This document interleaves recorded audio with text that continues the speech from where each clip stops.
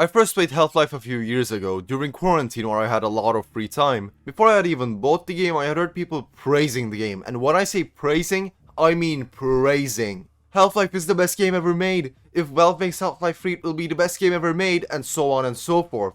So when I began playing Half-Life 1 and 2 back to back, I expected the best in every department. Gameplay, story and atmosphere.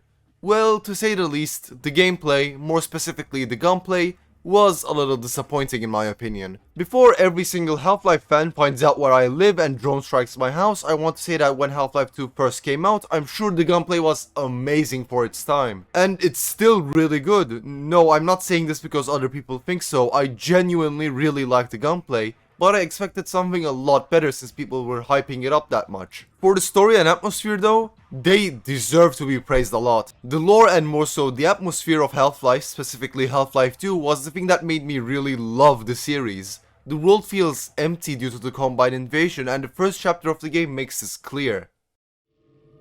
The right man in the wrong place can make all the difference in the world. So wake up, Mr. Freeman. Wake up and smell the ashes. In the beginning of chapter 1, Point Insertion, you are dropped into City 17's train station. Just looking around, you can see that the train station isn't really in what you could call peak condition. It is dilapidated, probably because the Combine don't really care about what buildings look like. The paint has worn off everywhere, the walls, floors and ceilings. That isn't the only thing that has worn off though. It seems like every person in the train station is either worried sick or soulless. A woman is worried about her husband while a man warns you not to drink the water, saying that the Combine have put something in it. Don't drink the water. They put something in it to make you forget. I don't even remember how I got here.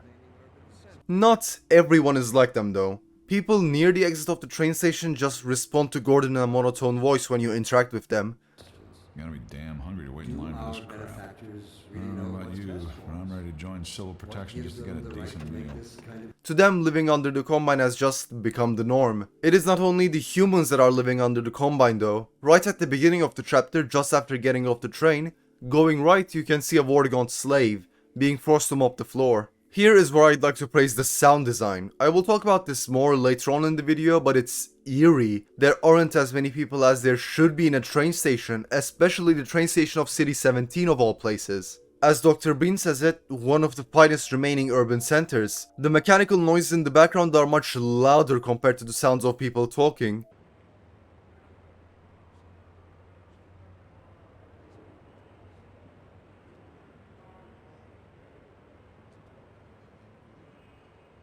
Occasionally you can hear Combine chatter and the voice of the AI known as Overwatch. Walking through the checkpoint after meeting Barney and seeing Dr. Kleiner, known for his appearance in that one music video, you hear why there aren't many people. Dr. Breen's voice tells everyone in the train station about the suppression field, a technological field established by the Combine that prevents certain protein chains from forming which are essential in human procreation, essentially technologically neutering every single person on Earth until it is disabled in episode 1. This explains why there aren't any children in the train station or outside, since leaving the station, the city square is also depressing. Without any children, the world has become quiet. The buildings look like they're about to crumble. During the development of Half-Life 2, City 17 was made to resemble Eastern European cities, and I think that they did a fine job. City 17 reminds me of cities such as Sarajevo, and I think that they might have specifically been inspired by that city. Going around the outside and looking at the buildings closely, it doesn't seem like the paint has worn off naturally. Rather, its patterns remind me of either small explosions or bullet holes. Looking closely near windows, it seems to me like a bullet has hit the frame at an angle, causing the concrete to break and shatter. These damages were likely sustained due to the Combine fighting against the rebels and not because of the 7-hour war which takes place before Half-Life 2. A war where humanity surrenders in a mere 7 hours to the Combine. The sound design outside is also really good. Excluding Dr. Breen's voice, you can once again hear the noises made by Combine and human technology, but more clearly this time.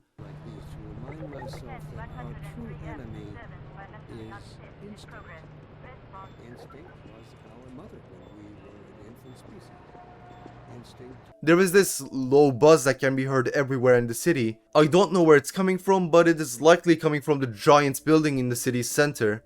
the Citadel. Beeping can also be heard, coming from the checkpoints throughout the city. The last distinct noise I can make out is this strange voice coming from, presumably, some distance away, since it is nearly impossible to make out what it's saying. And it's certainly not Breen. It might be Overwatch, but it's hard to tell. To me, it sounds like it's coming from speakers, maybe warning the citizens to not leave their homes in certain districts. Climbing a ladder to get over this fence and then jumping down leads you to a small area in between some buildings. Here you can find a playground, and going near it, you hear children playing and shouting.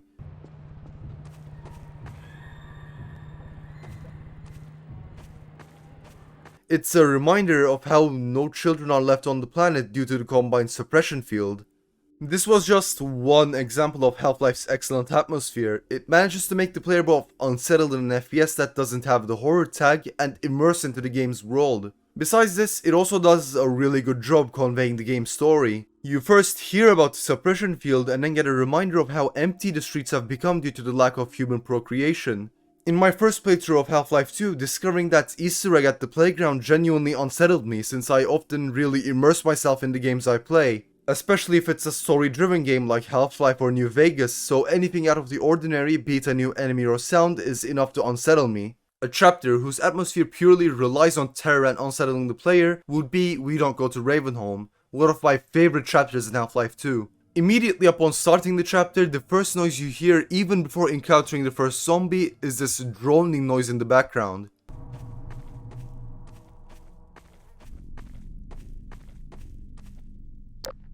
It's uncanny to say the least, and it resembles what could be called trumpets, but this noise is immediately overshadowed by the noise of someone screaming.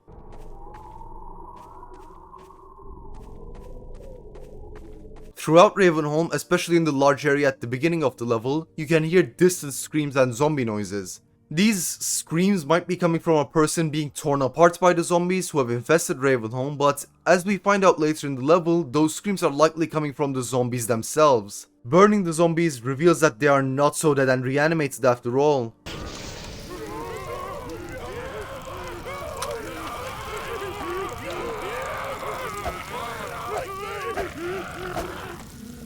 Apart from these two, the last major noise you can hear before you delve into the depths of Ravenholm is the wind.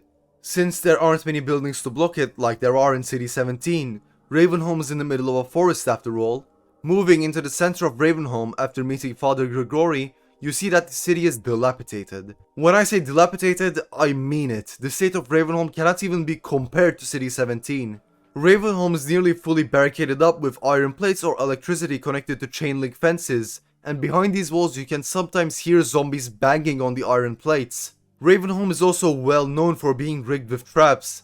Traps everywhere. Fire traps, carefully placed explosive barrels, falling cars, you name it. The environment subtly tells the story of a desperate stand performed by the rebels. In the lore of Half-Life, Ravenholm used to be the outpost of the Resistance, however it was discovered by the Combine, who ended up bombing it with headcrabs, turning it into the ghost town seen during the events of Half-Life 2. The atmosphere of Half-Life is near perfect all throughout the game, but I feel like Point Insertion and We Don't Go to Ravenholm are just the best examples of this very good atmosphere. Even though all throughout the game you are fucking up Combine, especially near the end of the game when you assault the Citadel, the atmosphere still reminds you that the world of Half-Life is terrifying to everyone except the player. I'm saying the player and not Gordon Freeman because in the story it is probably terrifying and traumatizing to Gordon too. Imagine having to escape from a lab which is being invaded by aliens and troopers only to be put into a deep sleep which you immediately wake up from to fight an alien empire.